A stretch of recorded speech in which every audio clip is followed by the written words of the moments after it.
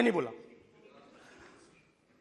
बेरोजगारी शब्द ही नहीं था उसमें, आपने देखा होगा, बेरोजगारी शब्द ही नहीं था प्रेसिडेंट एड्रेस में, महंगाई शब्द ही नहीं था। तो जो यात्रा में हमें सुनने को मिला, अग्निवीर, महंगाई, किसान, बेरोजगारी, प्रेसिडेंट एड्रेस में था ही नहीं। तो ये मुझे थोड़ा अजीब लगा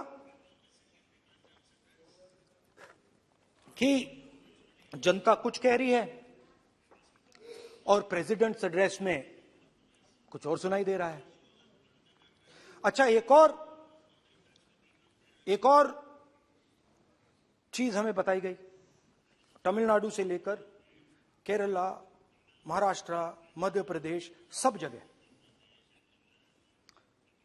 एक नाम सब जगह हमें सुनने को मिला, अदानी।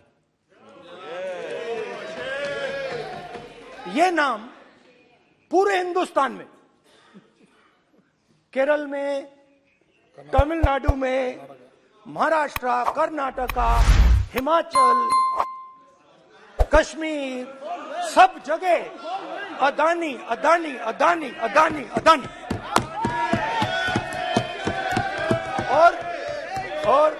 और ये नाम नहीं, और इस नाम के बारे में जब लोग बोलते थे मुझसे तो 2-3 सवाल पूछते थे।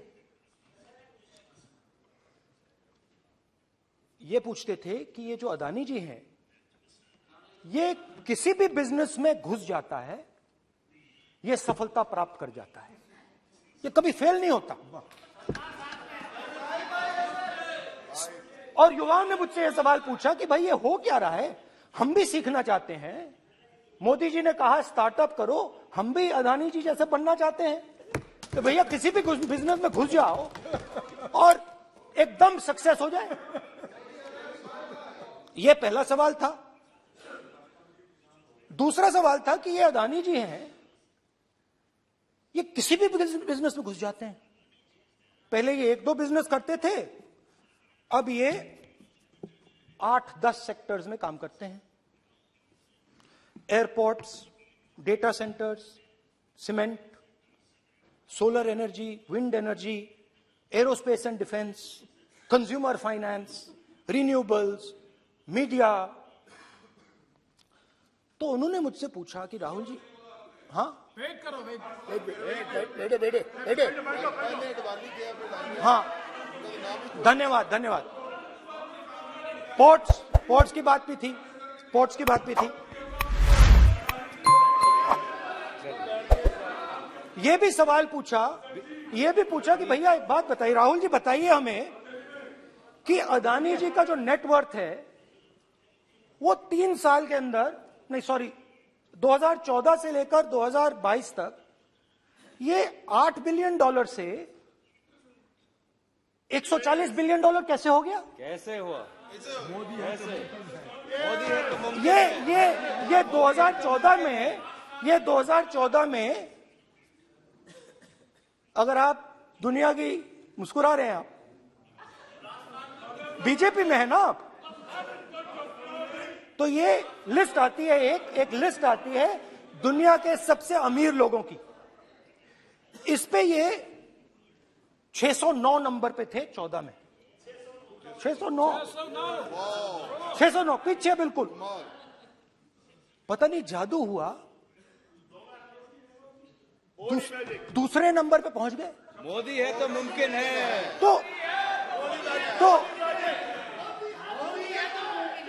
तो मुझसे पूछा यार, बहुत सारे लोगों ने पूछा कि भैया राहुल जी बताइए, हिमाचल में सेब की बात होती है, अदानी जी। कश्मीर में सेब की बात होती है, अदानी जी। पोर्ट्स की बात होती है, अदानी जी। एयरपोर्ट्स की बात होती है, अदानी जी।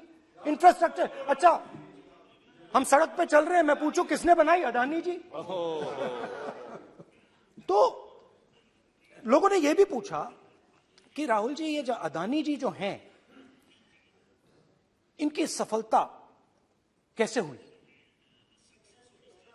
ये इतने बिजनेसेस में कैसे घुस गए, इतनी सफलता कैसे प्राप्त हुई, और सबसे जरूरी सवाल, इनका हिंदुस्तान के प्रधानमंत्री के साथ क्या रिश्ता है और कैसा रिश्ता है, देश जानना चाहता है, तो देश जानना चाहता है। ये देखिए रिश्ता,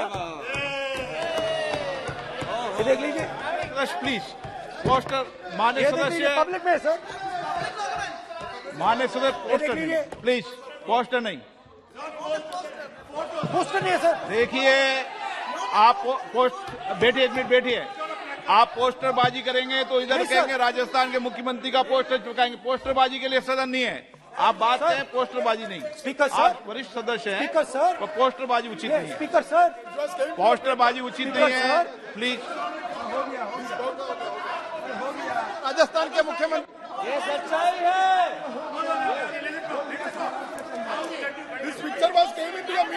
चलिए पोस्टर नहीं, प्लीज। वो लिख दे दो मुझे। हाँ, आ गया। Just right it neatly. तो नहीं स्पीकर सर, वो फोटो है सर, वो पोस्टर नहीं है। आप वरिष्ठ सदस्य हैं। प्राइम मिनिस्टर की पोस्टर और फोटो है फोटो सर, उसमें नियम में बहुत नहीं है। उनका अच्छा सदन चेहरा ने दिख नियम रहा है। बनाया है। उनके वहां पे उनके पीछे अदानी का लोगो है, अदानी जी के हवाई जहाज में घुस रहे हैं। तो मैंने सोचा कि आज के प्रेसिडेंट्स एड्रेस में मैं थोड़ा जो नरेंद्र मोदी जी का और अदानी जी का रिश्ता है उसके बारे में आपको थोड़ा बता देता हूं। प्लीज प्लीज बताइए।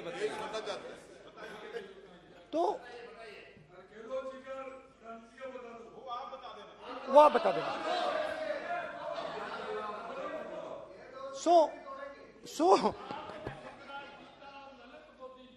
So the relationship begins many years ago when Narendra Modi ji was the Chief Minister of Gujarat. And when most of India's business was asking questions of the Prime Minister, was against the Prime Minister, one man stood shoulder to shoulder with the Prime Minister. मैंने कहा कि 2014 में वो 609 number पे थे, कुछ ही सालों में वो दूसरे नंबर पे पहुंच गए। कैसे पहुंचे? मैं आपको, बहुत सारी इंडस्ट्रीज में काम करते हैं, मैं आपको 2-3 इंडस्ट्रीज का उदाहरण दे देता हूं। एयरपोर्ट इंडस्ट्री की बात, एयरपोर्ट्स की बात करते हैं।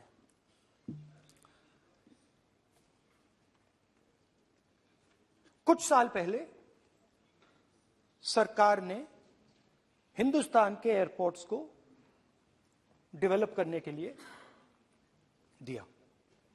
नियम था, there was a rule that anybody who does not have prior experience in airports cannot be involved in development of these airports. नहीं, गलत नहीं बोल रहा हूं।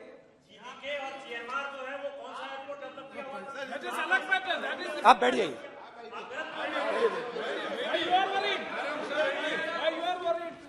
अडानी के डिफेंस में आ गए सर। देखिए, अरे माननीय सदस्य प्लीज मेरी बात सुनो। तो एक मिनट मेरी बात सुनो। ये एक मिनट बात सुनेंगे। ये संसद है, अपन किस दिशा पर चर्चा कर रहे हैं ये देश देख रहा है। हमें राष्ट्रपति अभिभाषण पर चर्चा करें तो उचित रहे। तो आपको तो रूल था, नियम था। हाँ, पॉइंट ऑफ ऑर्डर किस पे है ये? सर कैसे एयरपोर्ट का प्राइवेटाइजेशन तो उनके समय हुआ, ऐसी कोई पार्टी थी जिसका अनुभव था? ये कौन सी बात कर रहे हैं? बोलिए। ओके प्लीज प्लीज, ओके बोलने दे आपको नेता को, तो बोलने दे आपको नेता को। रूल था, प्लीज बोलने दे। रूल था कि अगर कोई एयरपोर्ट बिजनेस में नहीं था तो वो इन एयरपोर्ट्स को ले नहीं सकता था। इस रूल को हिंदुस्तान की सरकार ने बदला। किसी ने भी बनाया हो रूल था, बदला है, किसी ने भी बनाया हो रूल था। बदला रूल बनाया किसने बात नहीं है, रूल बदला किसने बात है। रूल बदला गया,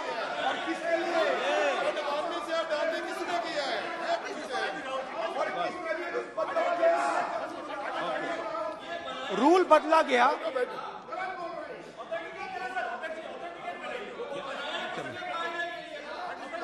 चलता रहेगा क्या सर? रूल को बदला गया। सर बोलने दीजिए। करना चाहिए सर, ऑथेंटिकेट करना चाहिए। चलिए चलिए आप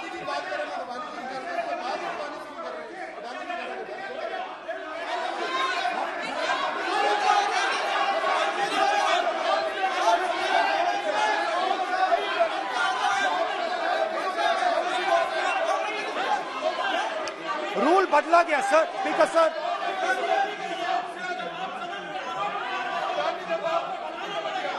बैठे बैठे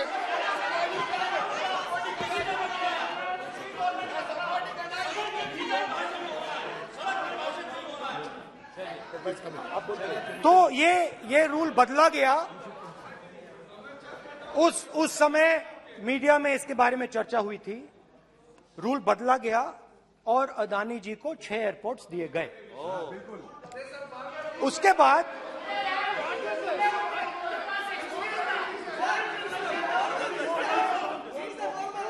after that India's most strategic profitable airport, Mumbai Airport, was taken away by GVK, hijacked by using the agencies. The agencies को सच है। रिजल्ट क्या आया? रिजल्ट आया कि एयरपोर्ट्स में आज अदानी जी 24% हिंदुस्तान की एयर ट्रैफिक को अपने एयरपोर्ट से निकालते हैं और 31% एयर फ्रेट उनके एयरपोर्ट्स में से निकलता है। तो बताइए, बोलिए वित्त मंत्री, विधि मंत्री और जी। ये जो सर ये हाउस में सर ये जी बोल रहे हैं, तुम तो ज्ञान बांट रहे हो, बैठ जाओ। सर ये यहाँ बहुत गंभीर मिनिस्टर हैं ये देश के। ये राष्ट्रपति का उद्बोधन को लेकर एक गंभीर चर्चा हो रही है। जो भी मेंबर कुछ भी बात करे विद फुल रिस्पॉन्सिबिलिटी, ऑथेंटिकेट करें। और ये वाइल्ड एलिगेशन अपना एक सोच के आया है, बिना तर्क के ऐसे वाइल्ड एलिगेशन लगा रहे, ये कोई मतलब नहीं है सर। ये ऐसे नहीं बोल सकते और वो सर तर्क रखना पड़ेगा।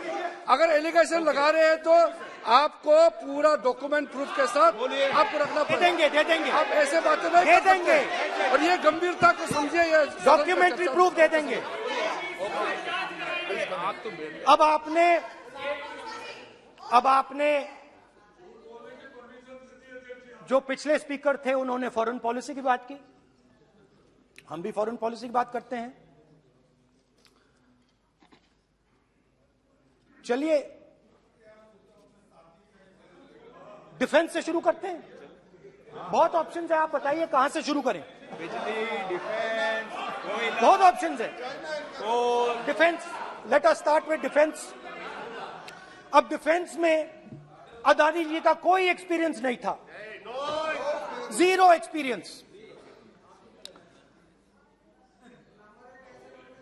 कल मैंने प्रधानमंत्री को एचएएल में देखा। प्रधानमंत्री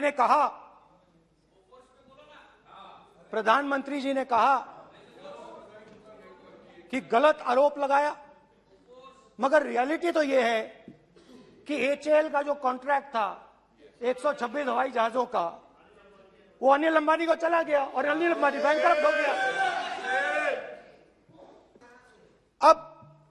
अब देखिए, और ये जो फ्यूचर एंटरप्रेन्योर्स हैं, जो बिजनेस स्कूल हैं, हार्वर्ड यूनिवर्सिटी जैसे स्कूल हैं, इनको इसका केस स्टडी, इसकी केस स्टडी बनानी चाहिए, शायद बने।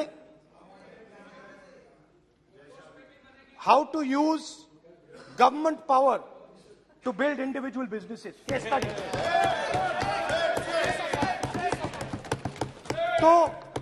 तो अब देखिए, अदानी जी की डिफेंस में इंटरेस्ट देखिए।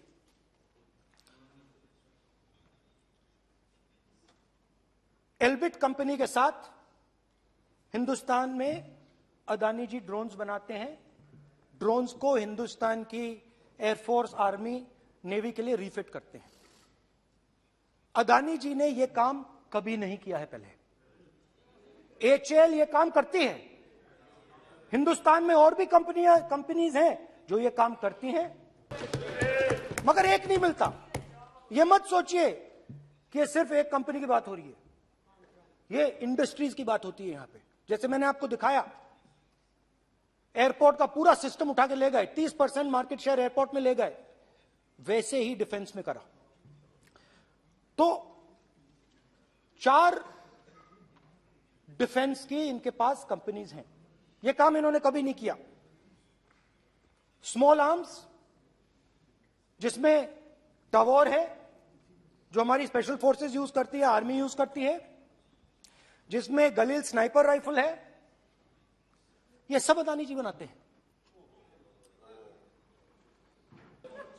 हां, उसमें पेगासस भी है, तो पता नहीं वहां से क्या मतलब, पेगासस कैसे आया, क्या हुआ, किसने दिया। अच्छा, एक और बड़ी इंटरेस्टिंग चीज है, एक कंपनी है अल्फा डिफेंस, जो डिफेंस इलेक्ट्रॉनिक्स का काम करती है, एवियोनिक्स का काम करती है, और बहुत स्ट्रेटेजिक कंपनी है। वो भी अदानी जी के हवाले कर दी गई, अदानी जी ने एक्वायर कर लिया।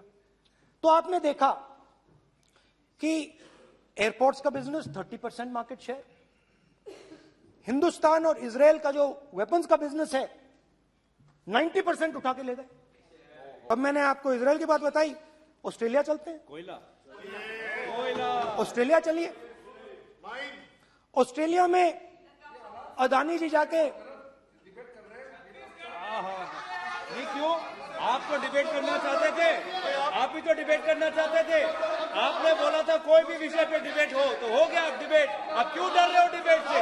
अब क्यों डर रहे हो डिबेट से? क्यों डर रहे हो? जब हमने जेपीसी की मांग की, आपने बोला सदन में उठाओ। अब क्यों डर रहे हो? अब क्यों डर रहे हो? अब क्यों डर रहे हो? आप चर्चा से क्यों डर रहे हो? चर्चा से डर रहे हो आप।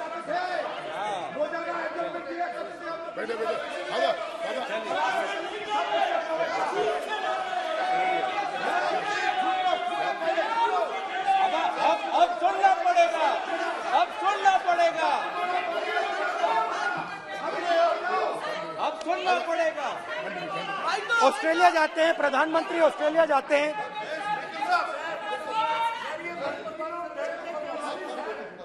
प्रधानमंत्री ऑस्ट्रेलिया जाते हैं। He's not yielding.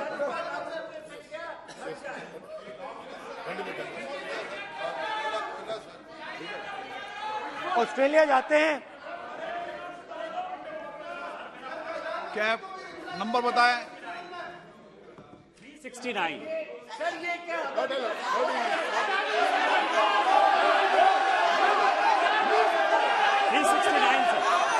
ये कहता है सर, एक पेपर और document to be laid on the table shall be duly authenticated by the member presenting. देखिए पूरा सरकार, इन्होंने सर, मैं इनको चैलेंज करता हूं कि जीएमआर और जीबीके, उसको कब एयरपोर्ट का जो है संचालन का अधिकार था और कौन सा रूल है वो कोट करे सर।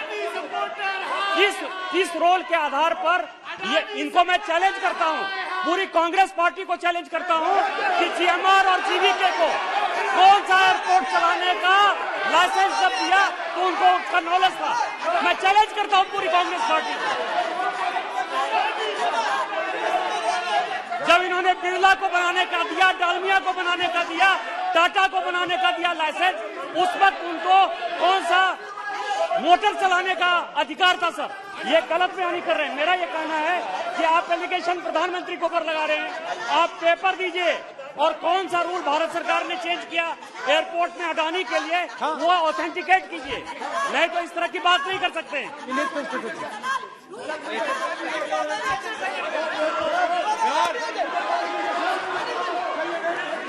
करना पड़ेगा, ऑथेंटिकेट करना पड़ेगा। राहुल गांधी जी, आपको ऑथेंटिकेट करना पड़ेगा। आप ऐसा नहीं बोल सकते हवा में, आप हवा में बोल रहे हो और प्रधानमंत्री जी पे आरोप लगा रहे हो। आपको ऑथेंटिकेट करना ही पड़ेगा। आप ऐसे ही बोल रहे हो कि जीएमआर का जीवीके के समय रूल था, कहा था रूल, कोई रूल नहीं था। आपको यू हैव टू ऑथेंटिकेट, और ऑथेंटिकेट करके ही रखना पड़ेगा आपको। पहले रखिए और उसके बाद आगे बात करने देंगे, नहीं तो माफी मांगिए देश से। आप प्रधानमंत्री जी पे आरोप लगा रहे हैं, सर बोलने दीजिए। अनाप शनाप आरोप लगा रहे हैं, बिना किसी डॉक्यूमेंट के आरोप लगा रहे हैं प्रधानमंत्री जी पे।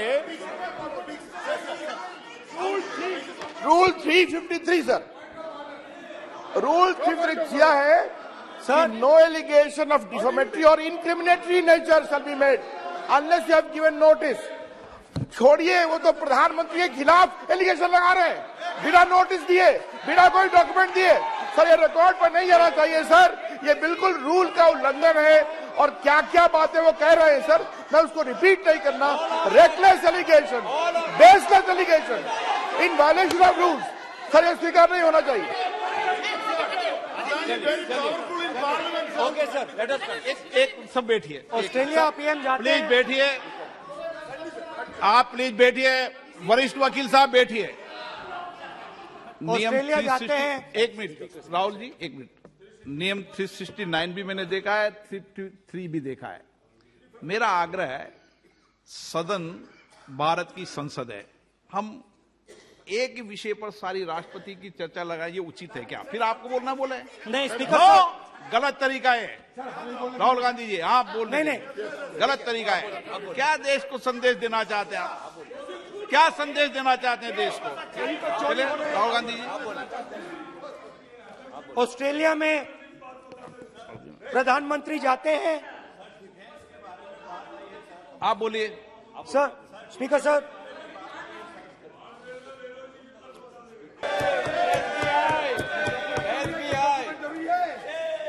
इसका भी डॉक्यूमेंट जरूरी है क्या, बताओ। मोदी जी, आपका सरकारी पास है। अधीर प्लीज। उसके बाद मैं उदाहरण दे रहा हूं, पूरी दुनिया में मोदी जी जाते हैं, घूमते हैं, तो मैं बता देता हूं क्या होता है वहां पे। बांग्लादेश में गए, हाँ काम पे ही जा रहे हैं, वही तो बोल रहा हूं, काम पे जा रहे हैं। बांग्लादेश जाते हैं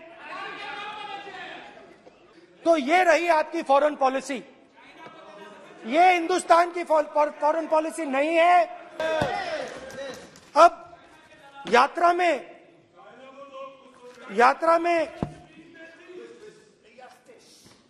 में मुझसे 2-3 और सवाल पूछे गए।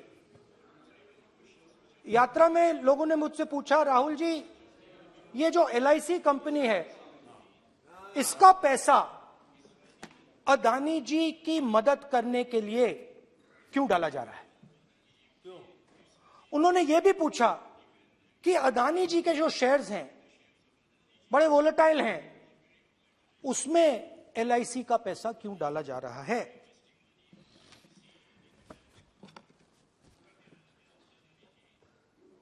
हजारों करोड़ रुपए हिंदुस्तान के पब्लिक सेक्टर बैंक्स अदानी जी को मिलता है।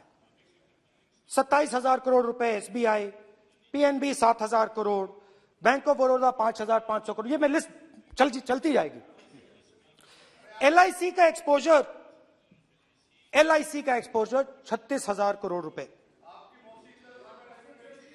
3 crore SBI and other PSU bank holders. Money is going to Mr. Adani and to finance.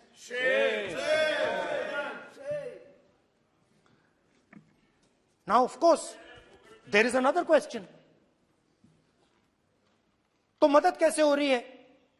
Hindustan के पब्लिक सेक्टर बैंक्स का पैसा, LIC का पैसा नरेंद्र मोदी जी अदानी जी को दिया जा रहा है।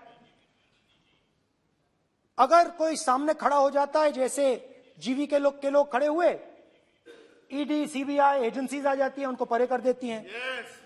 तेलंगाना में भी एक पोर्ट का उदाहरण था, आंध्रा सॉरी। मगर मेन सवाल और सबसे इंटरेस्टिंग सवाल दूसरा है। कुछ दिन पहले ये हिंडनबर्ग रिपोर्ट आई, उसमें लिखा था कि अदानी जी की हिंदुस्तान के बाहर शेल कंपनीज हैं। ये जो शेल कंपनीज हैं, सबसे पहला सवाल है, ये हैं किसकी? ये किसकी हैं मॉरिशस में जो शेल कंपनीज हैं? और ये जो हजारों करोड़ रुपया ये शेल कंपनीज हिंदुस्तान में भेज रही हैं, ये किसका पैसा है? और क्या ये काम अदानी जी फ्री में कर रहे हैं? अब मैं ये सवाल क्यों पूछ रहा हूं? क्योंकि अदानी जी स्ट्रेटेजिक बिजनेसेस में काम करते हैं। अदानी जी हिंदुस्तान के पोर्ट्स को डोमिनेट करते हैं। अदानी जी हिंदुस्तान के एयरपोर्ट्स को डोमिनेट करते हैं। और जैसे मैंने कहा, अदानी जी हिंदुस्तान की डिफेंस इंडस्ट्री में बहुत जरूरी रोल प्ले करते हैं। तो मेरा पहला एक छोटा सा सवाल है कि जो शेल कंपनीज हैं, इनके बारे में हिंदुस्तान की सरकार ने कोई सवाल नहीं उठाया? ये कौन लोग हैं, ये किनकी कंपनीज हैं? ये स्ट्रेटेजिक मामला है, पोर्ट्स का मामला है, एयरपोर्ट्स का मामला है, डिफेंस का मामला है। और जो कंपनी इन स्ट्रेटेजिक एरियाज में काम कर रही है, उनके बारे में आपको मालूम ही नहीं। ये नेशनल सिक्योरिटी का मुद्दा है, आपको मालूम ही नहीं कि ये शेल कंपनीज किसकी हैं, कितना पैसा आ रहा है, किसका पैसा आ रहा है। तो एक बहुत बड़ा सवाल है, ये पैसा किसका है, ये शेल कंपनीज किसकी हैं, और ये हिंदुस्तान की सरकार की जिम्मेदारी है ये पता लगाना ये किसकी शेल कंपनीज हैं और ये किसका पैसा अंदर आ रहा है। JPC, we want JPC.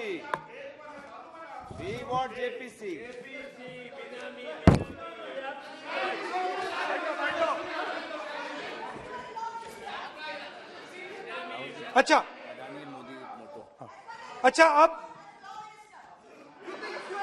अब चलिए छोटा सा बजट के बारे में बता देता हूं।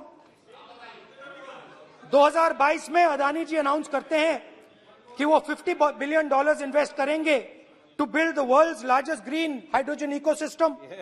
और इस बजट में बीजेपी की सरकार निर्मला सीतारमण जी कहती हैं हम ग्रीन हाइड्रोजन के लिए बहुत ह्यूज इंसेंटिव्स देंगे। 19,700 करोड़ रुपए हम ग्रीन हाइड्रोजन के लिए देंगे, मतलब अदानी जी को देंगे। नए airport, coastal shipping, horticulture, grain storage, ये सब काम आप कर रहे हैं। तो मेरे सिर्फ कल प्रधानमंत्री जी कल भाषण देंगे, मेरे उनसे 2-3 छोटे से सवाल हैं। मेरा प्रधानमंत्री जी से 2-3 सवाल हैं।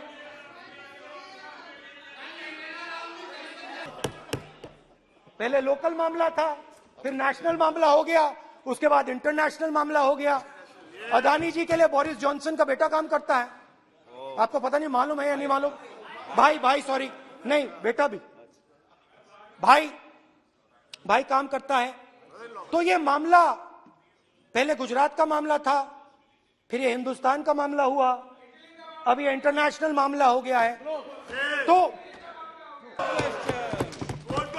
ऑल्सो एन इंपॉर्टेंट क्वेश्चन, जरूरी सवाल, अदानी जी ने बीजेपी को पिछले 20 साल में कितने पैसे दिए हैं?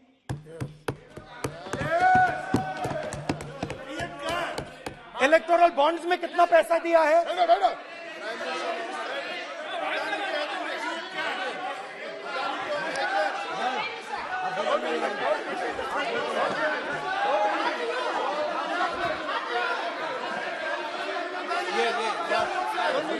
And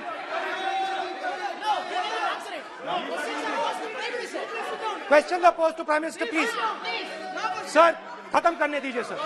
concluding sir, concluding. और बहुत बहुत सुंदर तरीके से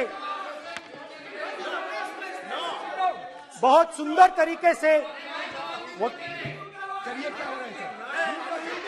और मैं सिर्फ इतना कहना चाहता हूं, राहुल जी अभी आप सीनियर एमपी हो गए हैं, आप एक सीनियर एमपी हो चुके हैं। हम लोग एक्सपेक्ट करते हैं कि इस सदन का सदस्य होने के नाते जो भी बातें आप करेंगे गंभीरता से आप बात करेंगे। बाहर आप जो भी भाषण देते हैं हम लोग उसको रोक नहीं सकते हैं। इस सदन के अंदर में जो भी बात कही जाती है पूरा गंभीरता के साथ, प्रमाण के साथ कहे जाना चाहिए, ये परंपरा है। और राहुल जी ने कहा कि प्रधानमंत्री विदेश घूमने जाते हैं। तो मैंने आज